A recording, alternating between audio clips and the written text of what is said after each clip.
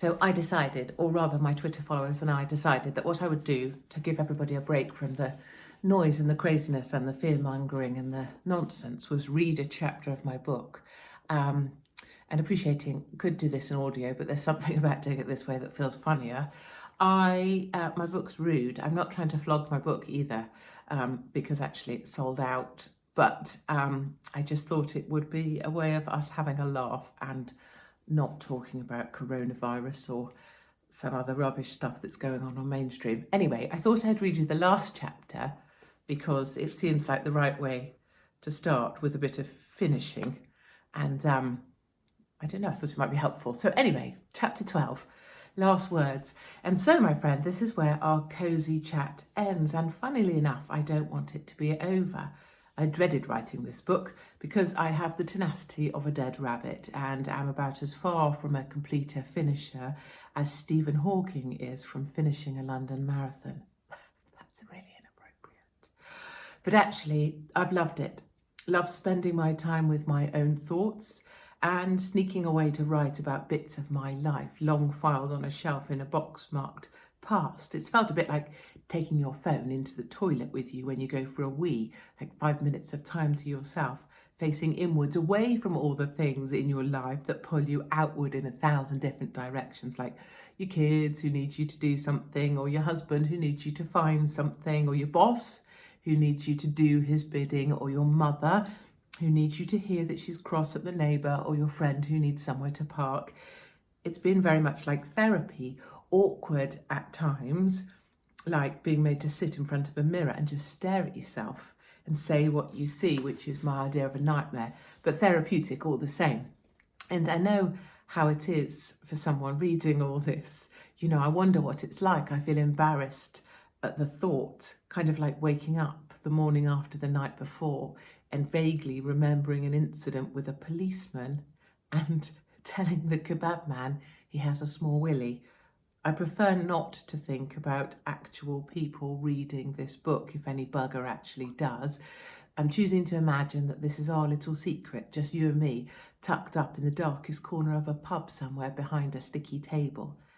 I wonder if you're thinking, thank God that's bloody well over, as you see the end in sight and look forward to heading out the door of the pub, happy to be rid of that bloody whining old cowbag as you hot-foot it onto the night bus home. I wonder if, for you, this whole chat has been like one of those dreadful nights where you agreed to have a drink with someone you were never too sure about in the first place, only to spend the next torturous 3 hours remembering why you were never too sure about them, because they're a desperate, needy, narcissistic, deluded, paranoid, lonely bore and are about as good company as low-level chlamydia, perhaps. Maybe the experience of spending time with me has been like one of those nights where you meet someone you've secretly always found pretty funny or agreed with occasionally and thought it would be a good laugh to share a few wines with, and it turns out we've ended up sharing up a few bottles of Prosecco and 4 G&Ts and are now committed to being bestest friends forever and loving each other even though we only get to see each other once a year. I sort of hope it's the latter, but I'm honestly content if it's not. You can't write about yourself and demand people like the person they see. That's disingenuous from the outset. You can only speak your truth and share it. And if you are prepared to put it out there, then you have to be prepared for people to tell you it's a bag of crap. See Amazon feedback written by my secret Antifa fan club for details. As with so many things in life, you do have a choice. If you don't like being beaten up, you can sit at home on your sofa and shut up instead. And I certainly feel like it's been therapy for my soul, which is a bit of a red flag right there. Therapy is the preserve of my epic Jewish mates and Americans, and I'm neither. Even the word therapy suggests a situation in which you are trapped and bored shitless and wondering how the hell to get out before you fall into a deep vegetative state from which you might never recover. I have overshared, and the ramifications are that this oversharing will now be pulled apart and regurgitated here and there in the press to prove I am whatever grand malevolence I'm supposed to be guilty of this week. I accept this as my punishment. I also accept that I do not control the edit, Others do. You do. My detractors will extract whichever bits of this book they believe confirm the things they already think about me, and they may have a point. Because all of the things in this book, these words, this blah, blah, blah, are my truths. This is the stuff of my life. The mistakes, the warts, brackets, genital and otherwise, the disasters and the triumphs, the lot. I hope that by reading it, some people will have found something helpful for their own lives, or perhaps found we have some things in common, even the things we wildly disagree about, which for many is about 90% of what comes out of my mouth. I hope it will give some of you the courage to believe you are right to have your own views, whatever they are, and that you are brave and beautiful, and what other people say really doesn't matter if you find the strength not to let it. Sometimes we all need help finding that strength and reminding ourselves that real life happens offline. Try to make like an arrow and feel the criticism whoosh past you as you fly ahead. You know, it's okay to read negative stuff about yourself. Being able to watch people write about how your nose is big, or you look like a lesbian, and challenge yourself to read things so dispassionately is a skill.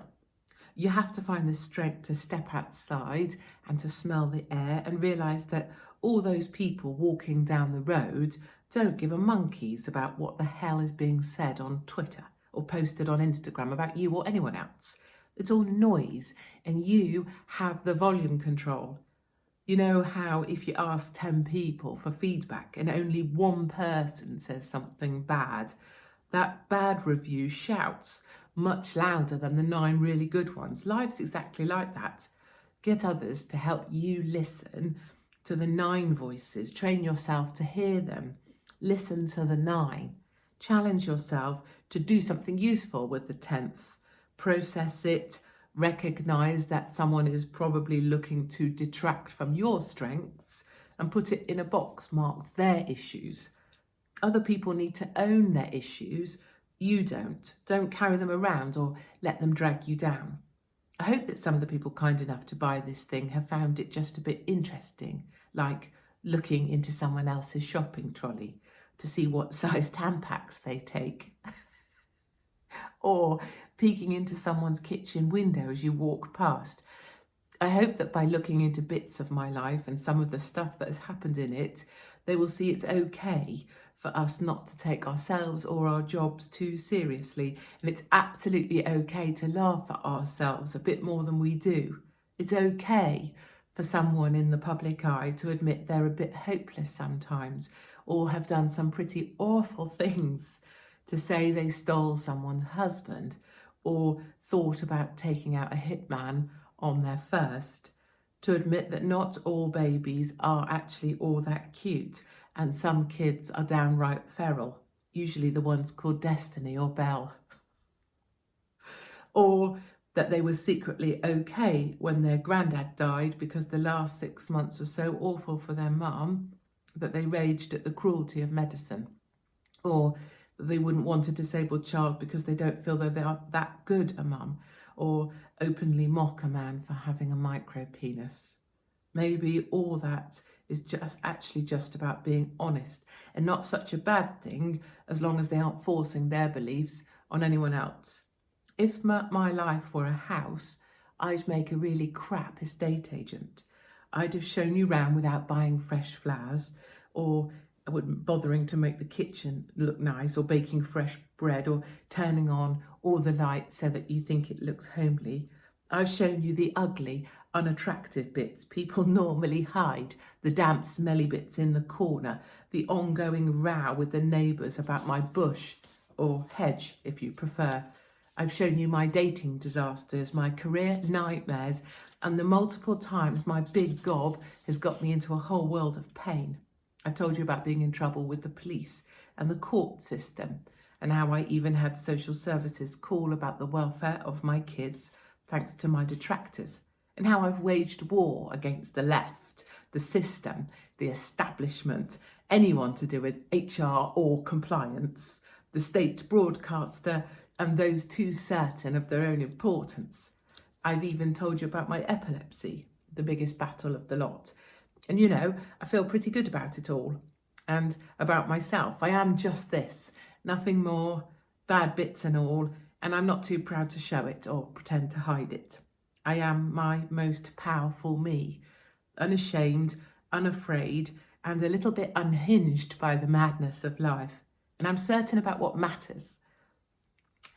I am proud of my children and my husband, and of all the people in my country who love it and want the best for it, and the bits of my country that are great.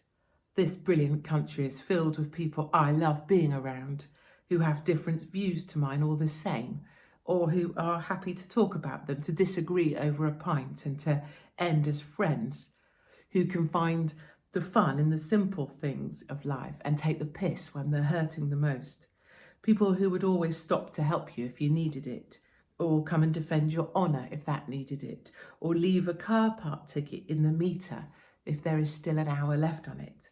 People who tell you when you did something well and call you out for being an arsehole just the same, or warn you that you're being a right twat and need to wind your neck in, or that in fact the new hairstyle that you thought was really snazzy in the salon actually looks like a bag of crap on you. These are the people I like to be with and belong to. These are my kind of Brits. It's not all pretty and polite. We all have a crap boiler, or a sister that pisses us off, or a kid that's too spoiled, or a dog that's too fat. We all have stuff that we try and hide to pretend to the world we've got our lives in order, or to pretend to ourselves so that our day goes okay. We don't all feel strong all the time.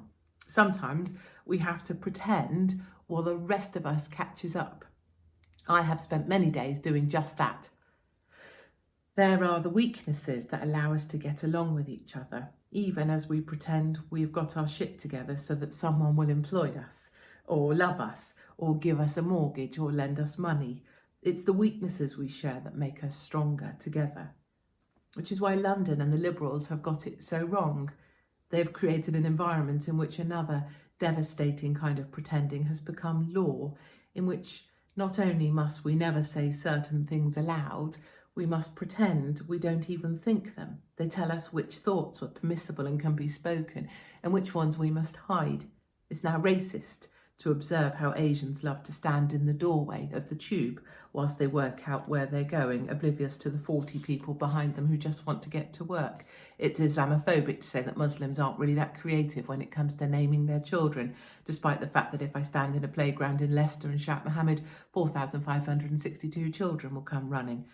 It's now sexist to say that women and men are not equal and should not all be paid the same, that no two people are equal and no two people put the same effort into the same job or achieve the same outcome, and that gender usually isn't the differentiator. It's officially fattist to say that it's not healthy to shove half the fridge in your face, become morbidly obese, and then think it's okay for the taxpayer to pay for your new hip you now need or for your type 2 diabetes treatment. It's misogynistic to say that anything other than women are awesome and their vaginas are made of steel, as if that were enough. It's fascist to say that Trump was democratically elected as the 45th president, or that Brexiteers won with 52% of the vote. It's racist to say that Caster Semenya should not be allowed to compete in the female 800-metre race because she has internal testes and hormone levels 3 times that of a normal female. It's homophobic to say that I, as much as I love gay pride, I cannot abide the way that even these tolerant processions, certain individuals are excluded. For example, the 2017 march at which the Israeli pride flag, it was deemed offensive, and those marching with it were asked to remove themselves from the event. It's transphobic to say I agree entirely with Donald Trump that trans individuals should not serve in the military. I'm delighted you are trans. I couldn't be happier for you. But the idea that this is something we need in our military when there are other individuals who will not need the same levels of cost to recruit or retain is simple economics, and that argument wins every time. The Crown Prosecution Service just issued new guidance as to what constitutes hate. Now, it's enough that if you perceive someone to deserve the label, then they have the label, even if you have no proof. This is madness, perceptions and hurty feelings, smoke and mirrors. And guidance like this makes things worse, not better. The more we break down into different identity groups, the more labels there are, and I've been called them all. They're a lazy thing, flung out carelessly in the hope that at least one will stick, activating any group with sufficient power to lobby to have you fired or arrested. So if you identify as black, you've got racist in your armoury to fling at anyone who crosses you. If you identify as Muslim, you've got racist and Islamophobe. If you're a black Muslim lesbian, you've got racist, Islamophobe and homophobe. The one with the most identities gets the most weapons in their personal arsenal. It's like a weird game of top trumps for victims. And when people start to conflate their politics with their identity, then things get really personal. If, for example, you are a Remainer and I criticise Remain, I am perceived to be criticising you personally. And that's exactly what we saw over Brexit. Lots of close friends and kitchen supper mates fell out over Brexit. If one voted Remain and one voted Brexit, they could no longer be friends, not even on Facebook. And this was not teenage kids. This went on amongst fully grown adults, unable to remain friends with people they'd loved for years because their identity and their politics were confused as being one and the same thing. Even the Johnson family fell out. Boris was Brexit. His sister, Rachel, sat on the beach in Cannes on the 24th of June and wept because she was Remain. Later, she became a temporary Liberal Democrat. In protest, some things get taken way too far. If I try to silence your opinion, I'm no longer simply criticising your politics. Identity politics means I'm now criticising you personally. If I speak out with my belief that Black Lives Matter is a nonsense organisation that needs to stop what it's doing because it fuels civil unrest, an opinion supported by the niece of Martin Luther King, whom I met in a hotel lobby, then now I'm not criticising your politics, I'm criticising you as a black woman, giving you the legitimacy to label me as a racist, despite the fact I'm not one, that we might agree on lots of other issues and that we might even have been friends. In this climate, any attack on the things you believe is an attack on your very humanity, which explains why men are so isolated from the feminist debate. Appearing to attack womankind is dangerous. I, on the other hand, can say what I like about women. I may be called misogynist, I frequently am, but I won't be prosecuted for it because I am a woman. That's why I carefully referenced Martin Luther King's niece above. I need the voice of a black woman to say that Black Lives Matter needs to stop, because if I say it as a white woman, I will be labelled racist. Plus, it's hard to argue with the niece of Martin Luther King. It's also why I invited the beautiful Mohan Singh onto my former radio show to talk about Muslim grooming gangs. Mohan is a Sikh. I've already referenced my undying love for Sikhs. If I talk about Muslim grooming gangs or majority Pakistani Muslim grooming gangs, I can only reach the people who probably already agree with my views or occasionally agree. I cannot reach the people who reject my views and anything I do or say outright just because it's me. Perhaps because they can't see past the labels, Islamophobe, racist, Brexiteer, xenophobe, whatever. And I accept that.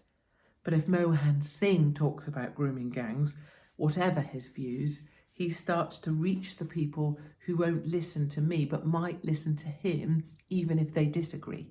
That's the beauty of having multiple voices, and it's something our media should be doing a great deal more of, using lots of different voices to reach a great deal more people, to get messages out there, to draw people into the conversation even if it's to disagree. Too often these days, programmes are made with compelling contributors to force a point of consensus or to air a specific viewpoint approved by the programme editor. The result is that whole swathes of England go unspoken for, hundreds and thousands without a voice, largely because of those who play identity politics and throw labels about. Hillary Clinton's campaign was based entirely on this same identity politics and the idea of intersectionality, the ways in which oppressive institutions, racist, sexist, homophobic, ableist, xenophobic, classist, are interconnected and cannot be examined separately from one another. Hillary Clinton campaigned at the apex of intersectionality. She campaigned for every different group on the basis that the thing that mattered most to them was their identity.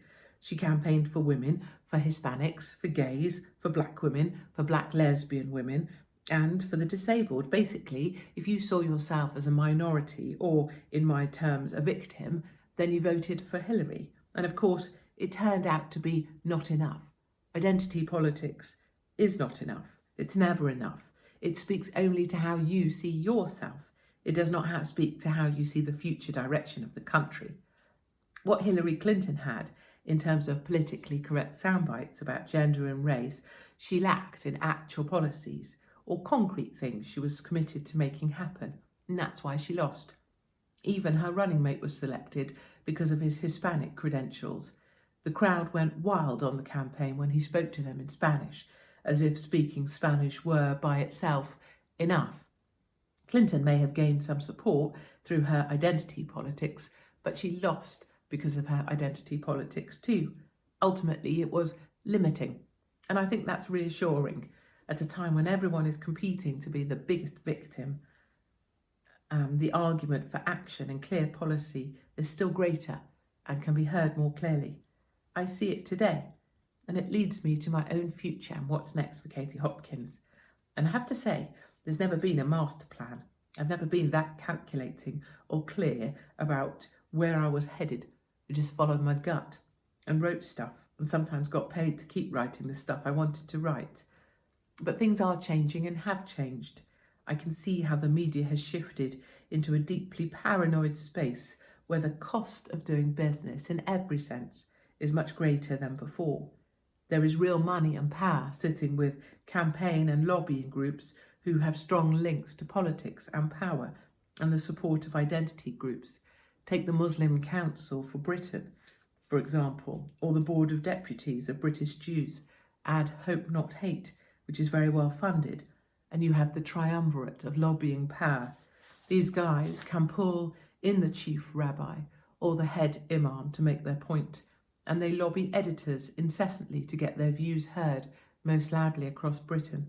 They work tactically. They pick out sponsors, haul them out in the press, encourage their supporters to target the sponsors and work as a mob defined by identity, sent forth by the heads of the identity they are loyal to try to sever commercial ties between advertisers and the media platform they espouse.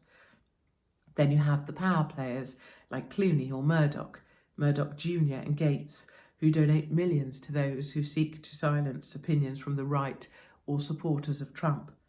Place all that in a climate of paranoia and fear, and it quickly becomes apparent this is not a good time to be a journalist fighting for the right. It's a time in which labels are incendiary and entire legions of lawyers and litigators exist to pounce on the smallest perceived misdemeanours, not to mention the appetite of the CPS and police for a conservative scalp. The Sun ran an article about Muslim grooming gangs, referring to the Muslim problem in capital letters. It lost an MP her position on the front bench, even though she had nothing to do with the article that caused the perceived offence. It nearly cost Mr. Kavanagh his job at the Sun, and he's worked there for 20 years. Before that, it was Kelvin Mackenzie. Admittedly, I thought he was a prize pillock, and so did most of the News UK building by all accounts, but that's neither here nor there. Through no direct fault of his own, he ended up agreeing to leave over a column because the aforementioned powerful lobbying groups managed to force him out. I can't even tell you some of the things Mail Online has had to pay to correct or compensate for on my behalf, but you'd fall off your chair. It's enough to make you spit. And lawyers have no qualms about which ambulance they have to chase, even if it involves compensation for a terrorist set out to harm people or our way of life. It's a moment like this that have made me want to give it all up. It's a dirty business. Moments like being criticised by Ofcom for being too pro-Israeli on my radio show, but then being fired from the same radio show for tweeting something perceived as anti-Jewish, despite the fact that I was referencing an Islamist terror attack, or being hounded for saying something on Twitter that someone deemed offensive, or having a selfie taken in a Sicilian street with some random bloke who happened to be linked to Holocaust denial. What do people expect? That I ask for a CV from everybody who asked me to have a selfie with them. There's no rationalising with these people.